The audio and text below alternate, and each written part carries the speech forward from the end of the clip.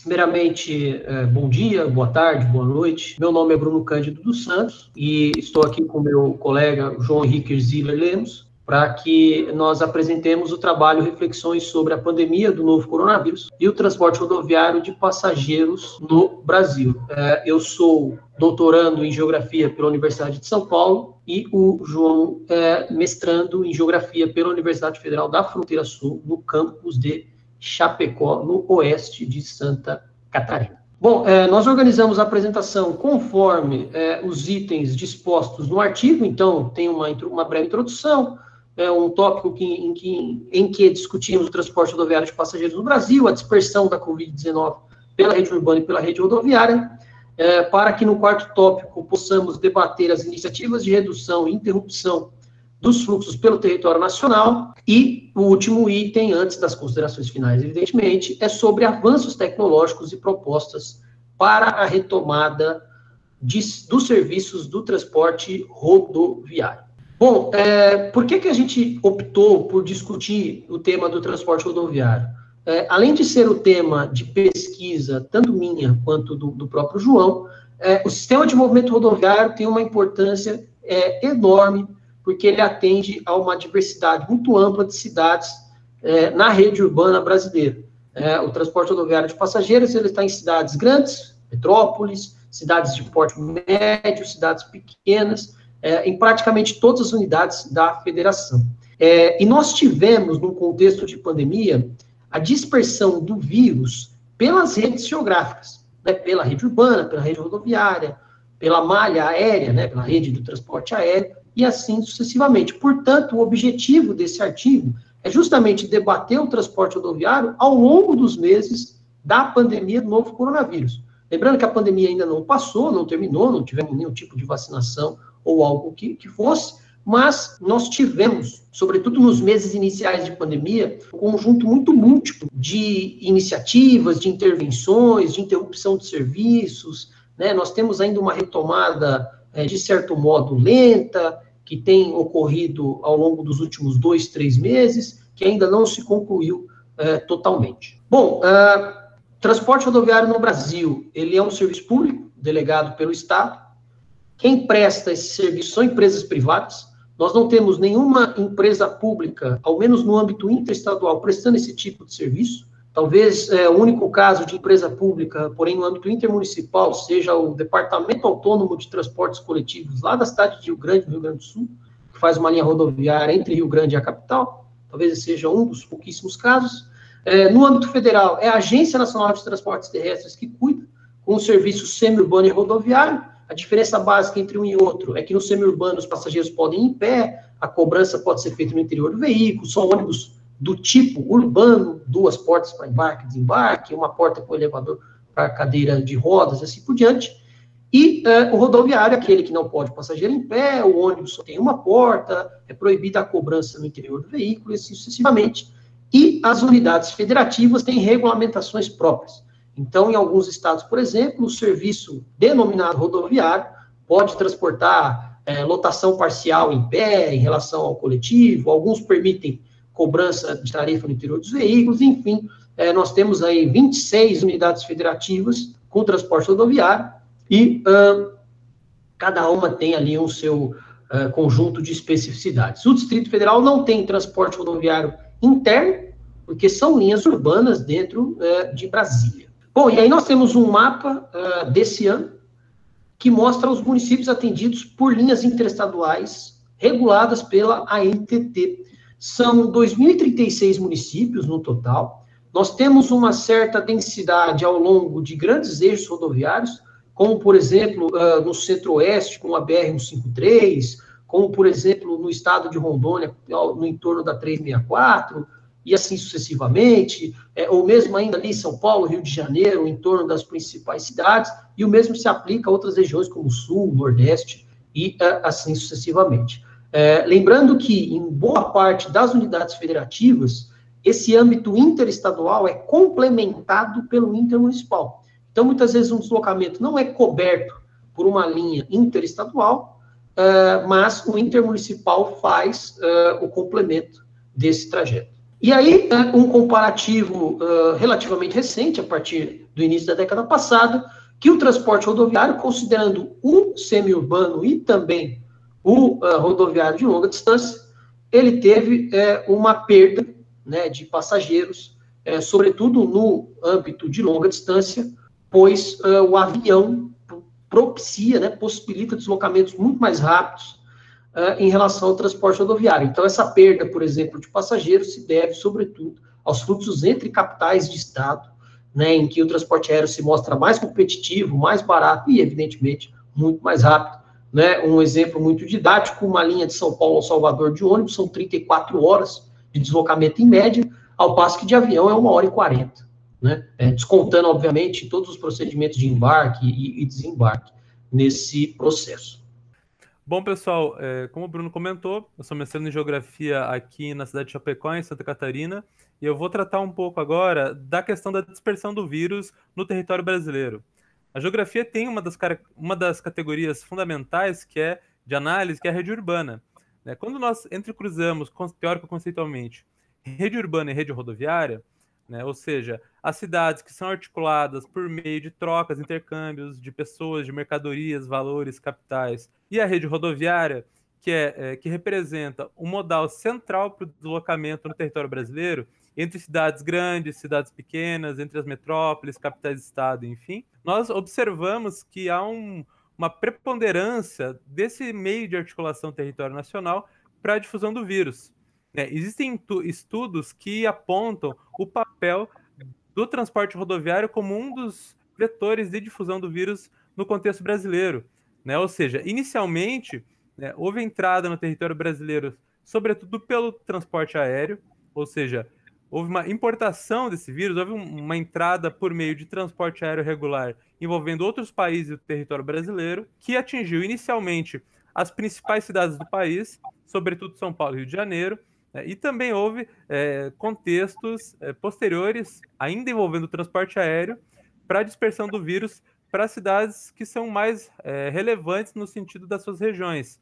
Ou seja, as cidades médias, as capitais regionais, ou as metrópoles de abrangência regional tiveram um papel fundamental para a dispersão do vírus nas suas regiões de influência. Quando nós observamos a infraestrutura viária e as redes técnicas de movimento do território brasileiro, sobretudo pelas principais rodovias e os principais aeroportos, e no contexto amazônico, as hidrovias, onde são mais utilizadas para o transporte de cargas e de pessoas, em contraste com o restante do território nacional, né, nós observamos as densidades desses objetos, né, que são tratados tanto por nós, enquanto geógrafos, quanto por outras ciências dedicadas aos transportes. Nesse mapa, nós observamos a hierarquia urbana brasileira, né, ou seja, as metrópoles e as capitais regionais, que são os topos, né, as cidades de maior importância no sentido de comando do território brasileiro, e também são as cidades que concentram os principais objetos e fixos nos meios de transporte, seja ele aéreo, seja ele rodoviário, e no contexto mencionado também, contexto amazônico, as vias navegáveis. Né? Quando a gente observa e compara com os casos da Covid-19, né, nós temos uma ampla concentração nas regiões mais densamente ocupadas e que também têm relações econômicas mais intensas. Como alguns pesquisadores no âmbito da geografia já destacaram, se no primeiro momento a dispersão do vírus ela obedeceu à hierarquia urbana propriamente, ou seja, ela teve uma centralidade, aliás, teve um maior impacto nas metrópoles e capitais regionais, posteriormente a sua dispersão ela ocorreu através das redes rodoviárias, que desempenham um papel central no transporte brasileiro. Né? Isso aí acabou rompendo relativamente, claro, com essa relação hierárquica da dispersão do vírus. Isso porque boa parte do território nacional se articula pelas redes rodoviárias. Isso aí acabou fomentando uma dispersão que entrecruzou a relação da hierarquia e a relação que não é necessariamente obediente à hierarquia urbana. Existem trabalhos, por exemplo, que mencionam o papel das densidades dos transportes e das relações econômicas na região sul do Brasil. Né? Nesse mapa, é bem interessante que a gente observe uma concentração na porção oeste do estado de Santa Catarina e norte e noroeste do estado do Rio Grande do Sul e, em certa medida, no oeste e sudoeste do estado do Paraná. Né? Um caso bastante interessante que é analisado por um pesquisador da geografia é do contexto da produção agroindustrial, sobretudo no contexto sulista brasileiro, e a dispersão do vírus. Oeste de Santa Catarina, cidades como Chapecó, Concórdia, tiveram uma concentração da difusão do vírus, em certa medida, né, são hipóteses até agora produzidas e estudos que ainda estão em andamento, apontam que a concentração, né, e a alta quantidade de empregados envolvidos no setor agroindustrial foi um dos elementos que propiciou essa dispersão do vírus, que tem no sistema de movimento rodoviário, na rede de rodovias, de estradas, o seu principal vetor, né, de movimentação. O setor agroindustrial ele é muito significativo, tanto no sentido da produção em si, né, ou seja, da produção em quantidade, e também, como eu mencionei, a quantidade de pessoas que trabalham nesse setor. E é toda uma articulação regional entre cidades diferentes para oferecer, que tem essa mão de obra, né, e há esse movimento diário de migração e de mobilidade pendular entre as cidades que têm as plantas agroindustriais e as cidades de onde são originados os trabalhadores. Isso resulta numa altíssima concentração de mão de obra que pode potencializar pelos deslocamentos diários, sobretudo via transporte coletivo, mas embora não apenas neste, a dispersão do vírus. Nesse contexto, né, passaram a ocorrer como um dos elementos de controle da dispersão do vírus, desde meados de março, interrupções nos fluxos no território nacional. Um dos elementos fundamentais é a interrupção parcial ou total dos sistemas de transporte coletivo de passageiros. Isso vai ocorrer em todas as escalas. Na municipal, né, normalmente a gente chama de transporte urbano, que são os transportes coletivos restritos aos limites municipais, e também no transporte rodoviário intermunicipal de passageiros, que liga duas ou mais cidades no mesmo estado, ou interestadual, que liga duas ou mais cidades situadas em estados diferentes. A gente vai ter exemplos dos estados da Bahia, do Ceará, do Rio de Janeiro, de Mato Grosso do Sul e em Santa Catarina, que variavelmente interromperam parcial ou totalmente os seus transportes coletivos por via rodoviária. Um elemento que exemplifica a concretização dessa redução é uma ampla redução na quantidade de passageiros transportados. Nesse slide, por exemplo, eu trago o caso do transporte rodoviário intermunicipal de passageiros de Santa Catarina. A gente tem um quadro comparativo no mesmo período, de 1º de janeiro de 2019 a 31 de agosto de 2019, e o mesmo recorte para 2020. A redução é notória. A gente observa uma redução bastante significativa no rodoviário, né, e proporcionalmente no urbano. Né? Ou seja, no mesmo período foi transportado aproximadamente 1/3 da mesma quantidade que no ano passado. Existem oscilações, mas de modo geral, essa quantidade ela diz respeito a aproximadamente 17 de março, quando o transporte foi suspenso no estado de Santa Catarina. E após o mês de março, houveram algumas poucas liberações. Né? Isso mostra um problema, né? Isso aflora um problema no território brasileiro, que é a interrupção dos transportes, embora algumas atividades centrais da economia permaneceram. Né? Nesse quadro, e para expandir também o debate que está no texto, ele mostra o transporte regular. Transporte que é regulado pelo Estado, variavelmente, conforme a legislação de cada Estado, ou da NTT no nível federal, né, tem certo controle. Mas o transporte fretado, ele passou a cumprir o papel do transporte coletivo regular, em certa medida, como foi no caso catarinense. Né? Ou seja, a redução ela ocorre, mas ela não torna inteligível a redução do deslocamento de pessoas, porque muitas atividades permaneceram em funcionamento no Brasil inteiro, né? Tal como foi no circuito agroindustrial daqui do oeste catarinense, né? E também dos estados limítrofes e no restante do território brasileiro. Aqui nós temos algumas notícias que mostram essas interrupções, né, e o papel dessas interrupções no modal interestadual, ou seja, regulado pela NTT em nível nacional. A gente observa que isso tem impacto muito significativo no setor. Isso só pode ser analisado se for pensado numa totalidade. É um problema, mas também é um mal necessário. Isso desdobra em outras considerações que a gente pode fazer, que é a articulação de medidas entre, ao mesmo tempo, interromper os transportes coletivos requer também uma atenção em nível de Estado no planejamento do setor. Até o momento não foram vistas grandes medidas para retomada, como vai ser tratado mais à frente. né, em nível de Estado, que vai se desdobrar em outros processos que ainda são difíceis de serem mensurados, como fusões, extinções de empresas, concentrações nas operações, enfim. Esses outros gráficos, eles mostram a redução no movimento de passageiros nos 3 terminais rodoviários na capital do estado paulista, São Paulo. Há uma redução muito significativa a partir do início da pandemia. A respeito desses terminais, a gente teve uma redução sensível de 87,20% nas partidas, né, e 91,7% nos embarques. Né? Qual que é a diferença de partida e embarque? Partida é a saída do veículo, ele pode sair vazio ou, né, com 1 ou 2 passageiros, e embarque, sim, tem a ver com passageiros. Ou seja, isso mostra que em determinados casos, muitos horários foram cumpridos mesmo sem demanda. Né? Ou seja, isso é um prejuízo total para a empresa, afinal de contas, ela presta o serviço sem nenhum passageiro que consiga ao menos custear aquele deslocamento. Esses terminais administrados pela Socicam na cidade de São Paulo são o Terminal Rodoviário do Tietê, Terminal Rodoviário da Barra Funda e Terminal Rodoviário do Jabaquara.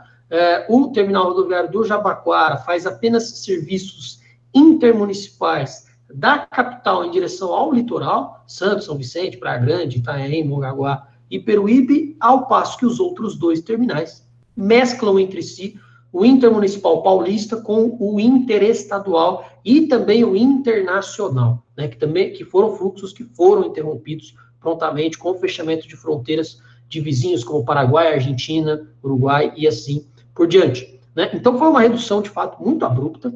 Isso porque nós estamos falando de um período de demanda relativamente baixa, que é de março até maio, né? Fora de festividades como Carnaval, fora, por exemplo, de períodos de alta temporada como dezembro, janeiro, férias escolares de julho. Né? Inclusive, nesse período, nós só tivemos 2 feriados prolongados, que foi o da Páscoa, sexta, sábado e domingo, e o feriado do 1º de maio também. Né? Então, do ponto de vista prático, a redução foi muito grande, foi muito abrupta, tanto de partidas como do número de passageiros. Se nós notamos, por exemplo, a primeira semana em que os terminais foram fechados, né, em que as linhas intermunicipais, sobretudo, foram totalmente interrompidas no estado de São Paulo, nós tivemos ali uma queda de 267 mil passageiros para 22 mil, ou seja, menos de 10% do que se costuma transportar em março. De forma a antever todas essas reduções, todos esses problemas, e também para tentar restabelecer o mais rápido possível essa circulação de passageiros, algumas empresas buscaram soluções, desde mais simples até soluções mais elaboradas, tanto do ponto de vista técnico, quanto também do ponto de vista financeiro. Né? Nós temos, no Brasil, uma produção basicamente nacional de carrocerias, né? Nós temos encarroçadoras como as gaúchas Marco Polo e Comil, né, de carrocerias rodoviárias, e a catarinense Buscar, lá em Joinville, e essas encarroçadoras buscaram oferecer soluções para as empresas, para que os coletivos, né, os veículos, pudessem ser adequados internamente para a continuidade das operações. Então, nós tivemos também algumas iniciativas interessantes, como, por exemplo, a antecipação da venda de passagens. Um exemplo muito prático: em maio, o passageiro poderia adquirir uma passagem para dezembro, pagando metade do preço. Ou seja, isso nada mais é do que um mecanismo de antecipação de receita, para que se mantenha o pagamento a fornecedores, a funcionários, assim sucessivamente. Inclusive, algumas companhias investiram na compra do que eles chamam de crédito. Ou seja, você compra um conjunto de créditos que pode ser trocado por passagens ou abatido no preço total da passagem posteriormente. Ou seja, dezembro, janeiro, enfim, com validade até de 1 ano, 1 ano e meio, dependendo da empresa, dependendo da linha, e assim por diante. Né? Além também de restrições de aglomerações dos terminais, aferição de temperatura corporal e assim por diante. E aí nós tivemos uma iniciativa pioneira aqui no Brasil, que foi de uma encarroçadora gaúcha, que é a Marco Polo, que criou uma plataforma de soluções para a Covid-19, que vale tanto para ônibus rodoviários quanto para veículos urbanos. Todavia, o foco é maior no rodoviário pelo fato de que é um serviço em que parte da demanda consideravelmente é turística. Ou seja, os passageiros, em tese, optam ou não por viajar de ônibus. Ao passo que, no transporte urbano, muitas vezes não se tem opção. Então, se há a necessidade de um deslocamento para trabalho, ou utiliza-se o ônibus, ou muitas vezes algum outro tipo de deslocamento, que muitas vezes não há essa possibilidade em virtude de questões atreladas à renda, ao tempo demandado para o deslocamento e assim por diante. E, então, a Marco Polo lançou essa plataforma, ela adaptou alguns veículos produzidos por ela própria para viajar pelo Brasil, mostrando para as empresas essas soluções de biossegurança, como ela mesma intitula, e ela também criou esse totem de autoatendimento que verifica se o passageiro usa máscara, já afere a temperatura corporal, assim por diante, e até verifica se o bilhete comprado já foi devidamente pago, se pertence àquele passageiro, a partir de um QR Code gerado pela empresa de transporte, no caso, para o próprio passageiro, para que ele abra no seu smartphone e faça essa verificação antes de entrar no ônibus, ou seja, para reduzir o contato do motorista, que é quem normalmente confere, né, as passagens para os passageiros embarcar. E aí nós temos algumas das soluções, né, da esquerda para a direita, de cima para baixo. Os sanitários têm um sistema de desinfecção com luz ultravioleta, ou seja, para que o vírus não fique confinado, para que ele não fique condensado dentro do sanitário. Nós temos também a divisão com paredes, entre aspas, de acrílico, né, com essas barreiras físicas, melhor dizendo, de material acrílico, para evitar ao máximo o contato do passageiro com o motorista, ainda que o motorista e o passageiro estejam utilizando máscaras, a ideia dessa barreira física de acrílico é diminuir ao máximo a difusão do próprio vírus. Essa capa que eles chamam de capa antimicrobiana para poltronas, ou seja, uma capa que também não acumula materiais virais, né, de modo que apenas a remoção dela e a sua higienização já permite que a poltrona seja reutilizada, e também uma cortina antimicrobiana de um material plástico, né, para que os passageiros possam ser separados, ou seja, a divisão poltrona a poltrona dentro do salão de passageiros, para que cada um viaje, entre aspas, sozinho, dentro da sua própria cortina, né, dentro do seu próprio espaço. E também, né, o sistema chamado de Safe Distance, lembrando que já é uma configuração que é utilizada, embora não seja tão comum, em veículos, sobretudo leito, que é aquele que tem uma poltrona um pouco mais larga, a reclinação do assento é um pouco maior, né? Então, é aquilo que a gente chama do sistema 1 por 1 por 1, ou seja, são 2 corredores e todas as poltronas são individuais. Lembrando que aí a gente tem uma perda da capacidade de passageiros da ordem de 25%.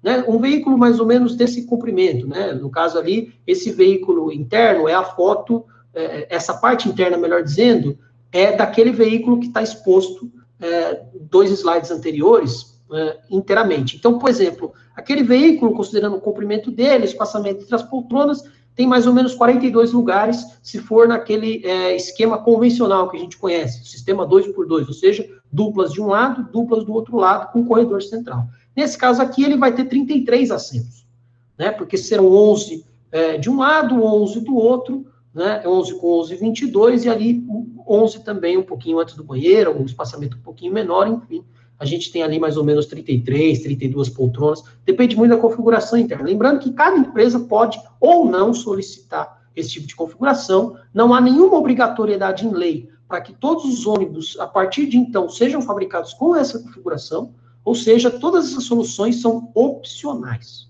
tudo bem? Nós não tivemos nenhum marco normativo que visasse a obrigatoriedade desse tipo de instalação, desse tipo de configuração interna. Lembrando que até as próprias empresas podem fazer isso no interior de suas garagens, né, com a remoção de uma fileira e a instalação de outra no corredor, no que é o corredor central, que se torna um corredor de poltronas, abrindo um corredor de cada lado. Bom, por fim, nós temos algumas reflexões que foram ensejadas no texto e que, portanto, servem de base para que possamos pensar o transporte futuramente. Nós não tivemos uma elaboração de uma grade nova e ampla que atendesse a essa complexidade que a pandemia nos trouxe. Diferentemente, por exemplo, do transporte aéreo, que trouxe uma lógica de malha essencial, elaborada sobretudo pelas 3 grandes operadoras do setor, nós não tivemos algo parecido no rodoviário, porque é um cenário muito mais fragmentado, são 194 empresas só no âmbito interestadual, né, se a gente expandir estado a estado, unidade federativa a unidade federativa, esse panorama se torna muitíssimo mais complexo. O transporte rodoviário de passageiros, ao contrário do que as pessoas são levadas a pensar, ele é absurdamente, altamente estratégico, porque ele exerce um papel importantíssimo de integração regional. Em muitas cidades de porte pequeno, de porte médio, é a única possibilidade de deslocamento coletivo. Não tem ferrovia, não tem rodovia, muitas vezes nem o transporte hidroviário funciona nesses casos. E, por fim, encerrando até essa apresentação, já agradecendo a todas e todos que nos acompanharam, deixamos aqui uma reflexão a respeito da falta de diálogo entre agências, que reflete numa miríade de decisões tomadas, muitas vezes sem nenhum tipo de convergência, sem nenhum tipo de congruência. Ou seja, o Estado, uma unidade federativa, toma uma decisão muito diferente daquela que foi tomada no âmbito federal. Então, nós temos problemas, por exemplo, relacionados a punições, relacionados a multas, infrações, que muitas vezes são tomadas por uma determinada unidade federativa, sendo que o ente federal não teve essa autorização. Resumindo, essa briga, essa disputa entre esferas, né, jurídicas das unidades federativas com o governo federal fez com que a disseminação do vírus fosse mais eficaz, fosse mais eficiente em relação ao que pudesse ter sido. Ou seja, se todos os estados realmente tivessem se unido a partir do governo federal, evidentemente, e criado políticas comuns para o transporte rodoviário de passageiros, o cenário talvez pudesse ser outro. Afinal de contas, tal como outras modalidades de transporte, o serviço rodoviário de passageiros é um transporte coletivo e que, portanto, tem, como o próprio João disse na apresentação, como eu também disse na apresentação, um potencial muito grande de disseminação do vírus, de modo geral. Bom, no mais, eu agradeço, né, pela atenção e estamos à disposição para quaisquer esclarecimentos.